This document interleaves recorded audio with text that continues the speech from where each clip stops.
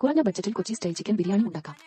ആദ്യം ചിക്കൻ മഞ്ഞൾപ്പൊടി, ഉപ്പ്, നാരങ്ങ നീര് എന്നിവ ഉപയോഗിച്ച് മാരിനേറ്റ് ചെയ്ത് അരമണിക്കൂർ ഫ്രിഡ്ജിൽ വയ്ക്കുക. ഇനി 2 ടേബിൾ സ്പൂൺ നെയ്യ് ബിരിയാണി ചെമ്പിൽ ചേർത്ത് അതിലേക്ക് കറുവപ്പട്ടയും ഗ്രാമ്പൂയും ചേർത്ത് ബസുമതി അരിയും ചേർത്ത് 75% വേവിക്കുക. മുഴുവനായി വേവിക്കരുത്, കാരണം അരി ദം ചെയ്യുമ്പോൾ അത് പാകമാകും.